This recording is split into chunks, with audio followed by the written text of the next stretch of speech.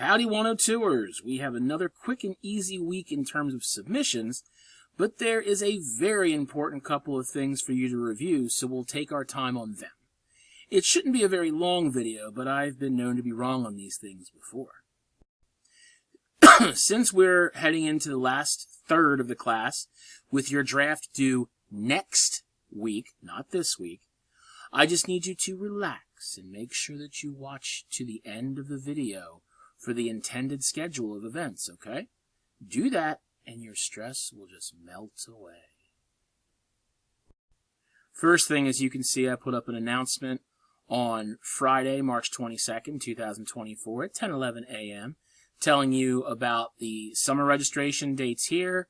The last day that you can withdraw from this class would be Friday, April 5th. If you have an 11-week class, it's Thursday, April 11th. And then you can actually sign up for fall classes starting on April 17th, which is a Wednesday, okay? So we have a lot of good information there. Other than that, let's take a look at the course schedule.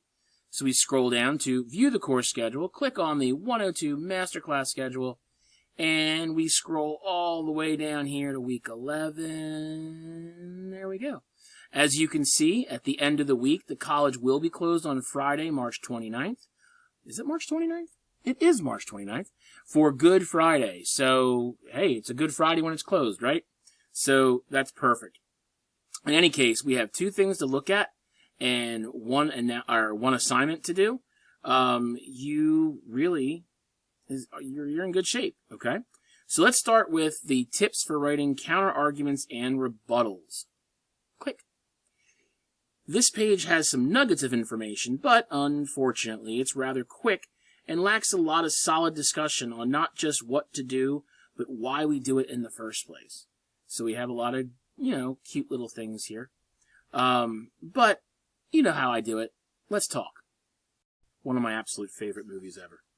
I've sometimes asked someone during debate, did you just wait for me to take a breath so you could jump in and start speaking? Or did you actually have something of note to say? Seriously, how many of us just listen for breaks in the conversation to jump in without really listening to the actual person's words before we do? That's not giving a counterargument, folks. That's a verbal attack.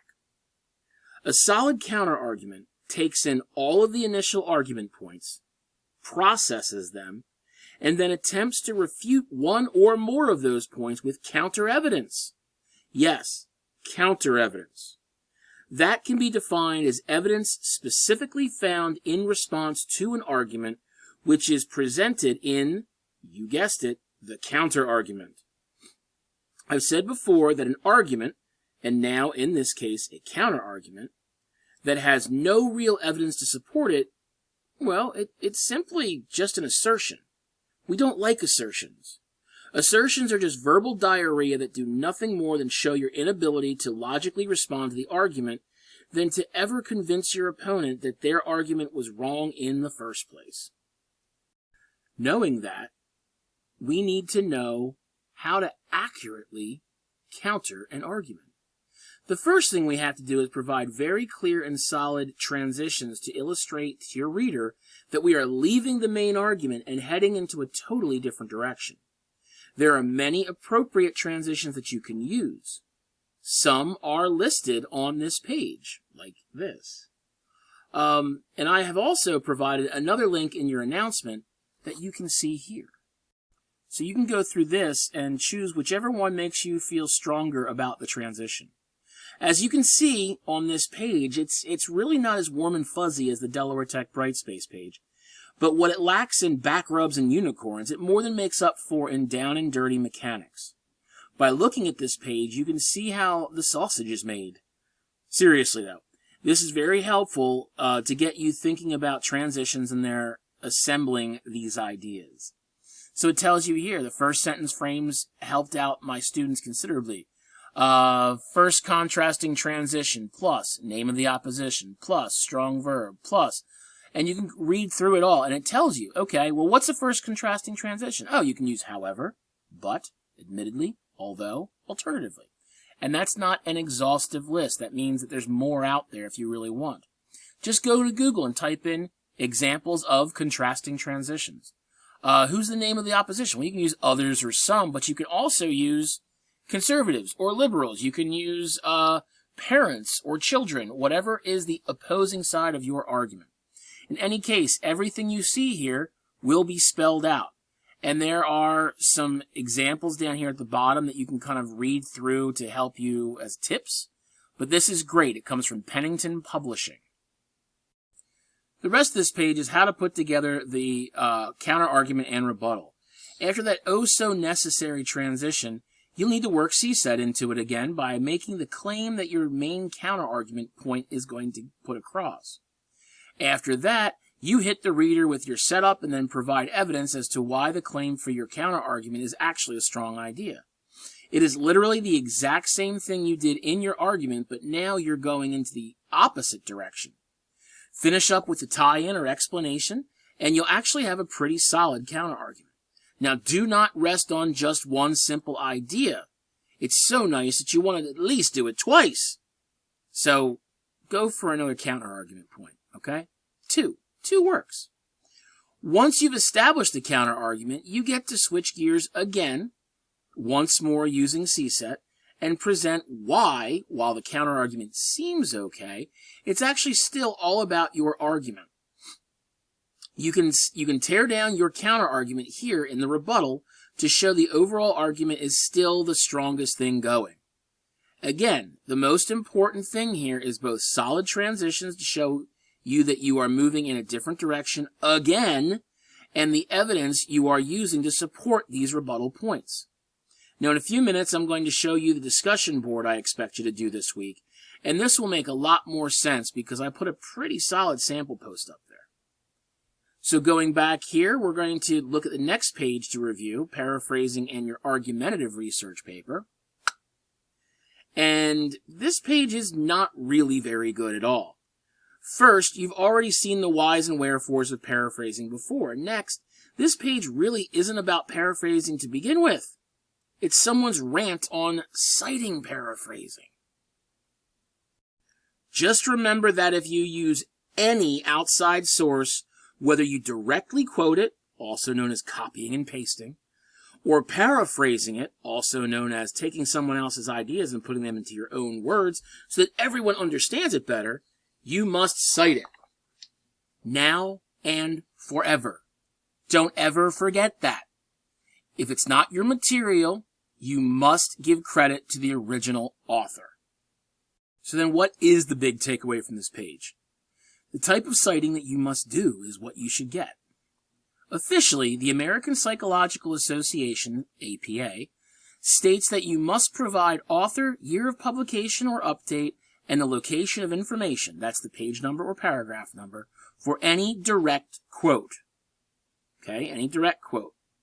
The APA also states that for any paraphrase, you must provide the author and year of publication or update, but the location of the information is optional, which means you can choose to include it or not. They leave that up to your receiving institution or instructor. To be 100% honest with you, I prefer seeing the location of the information. Again, that's the page or paragraph number in every single citation. Why? If it's a direct quote, it's a rule. If it's a paraphrase, it shows me and the other readers not only where the paraphrase begins, right after the year, but also where it ends. Your reader never has to guess. So if we go down here, we see the narrative citations. This is great, blah, blah, blah, blah, blah. And here, look, the year, we have our paraphrase, and we have our location of the information. We have our year, we have our transition, we have our information, and then we have the location of the information. It shows us bookending. It's fantastic, okay? So it shows us exactly where things are supposed to go, see? Bookending. And here it is. Boom, boom, boom. Set up, evidence, citation. All of that will work nicely, okay? There's really no muddy water here, folks. Now, some of my colleagues are dead set against this, and I really don't understand why. You're literally adding as many characters to the paper as you would if you typed in a phone number. That's it. Honestly, you're probably adding more characters with a phone number, but whatever. So this is called bookending, and it's incredibly helpful for everyone involved. And by the way, I require it. So, here, the paraphrasing practice, you don't have to do it. I'm not going to make you do it. If you'd like to do it, I am all too happy to get you to email it to me, and I will tell you what you did right, what you did wrong. I will comment on it, I will return it to you, and all that lovely stuff, but I am not going to tell you you must do it.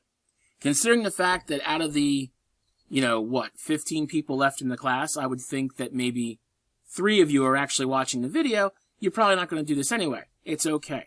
I still don't expect you to do it, alright? So, perfect. Finally, let's take a look at the only assignment for the week, the Unit 3 Counter-Argument and Rebuttal Planning Discussion Board. Click on here, and there it is. Okay, perfect.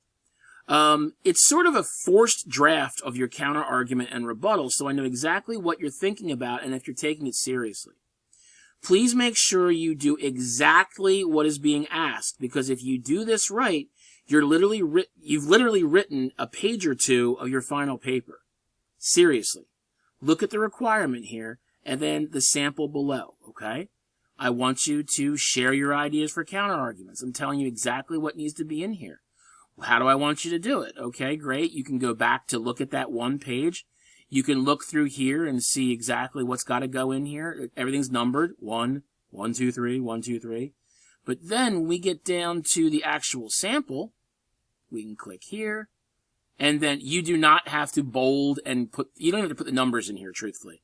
I did it to kind of show you what the sample looks like. Increasing the penalties for DUI in the USA. Okay, fantastic.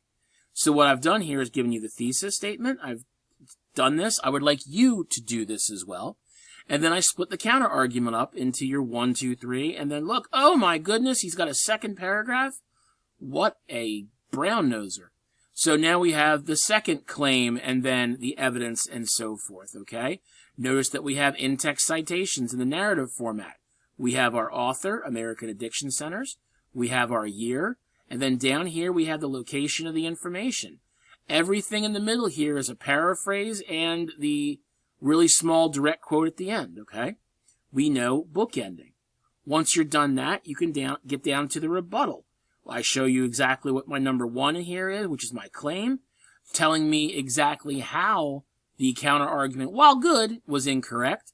And then I go back with my evidence, and look, I have 2 paragraphs for this as well. Okay? So, I've labeled mine with the parenthetical numbers. If you can do the same thing, that's great. Fantastic. It'll make life easier for me. But I won't hold it against you if you don't. I just want to make sure that you know that the more work you put into this section, the less work you'll have to do for next week. Establish your argument thesis first, and then go through and create a minimum of 2 counter-argument points. Boom, boom, okay? With at least 1 source, I use 2, and then a minimum of 2 rebuttal points with at least 1 source. As you see here, boom, boom. Yes, it's going to be longer than most discussion board posts, but when you can literally take what you've done here and paste it into your final paper, where's the harm, right? If you copy and paste it into Microsoft Word and make sure that you set the font and spacing correctly, this whole thing that I've just showed you, from counter-argument here, all the way down to the bottom of the rebuttal, if I copy and paste that and format it correctly, that's 1 2/3 pages of my paper, which means I have 5 1/3 pages left to do. If you do a correct job with your argument itself, you're already going to have probably 3 to 4 pages there, and that means you're up to, what, 5 or 6 pages? And then you have 1 page left, which is your introduction, your conclusion, and your background. You're set. Okay? It's absolutely fantastic. So, make sure you get that done, and you should be in really good shape.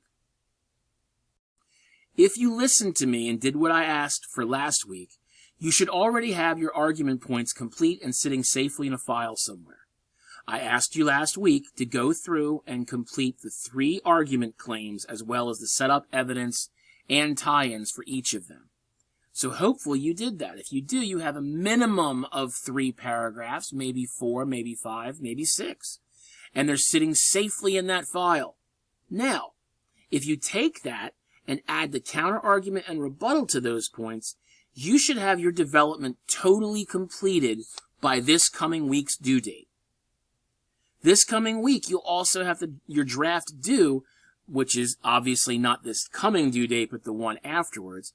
So I'll be talking about the background section in addition to your introduction and conclusion in the video for this coming next week. Once you get all of that completed, your paper is done, and then you have to worry about proofreading and formatting. It's kind of nice to have all that taken care of, isn't it? And that's all she wrote, folks. Hopefully these few weeks of simplicity have really helped you get your paper in submission shape. If not, you have a draft due next week, again, not this week, and then you submit it in week 14 after all of the proofreading. Keep chipping away at it. Now have a great week and enjoy the end of March. I hope that it's a solid finish for you because I'll be grading your discussion boards on April 1st. Do you think one of us will try and fool the other? Maybe you get a 0? I'm kidding. Who knows? See ya.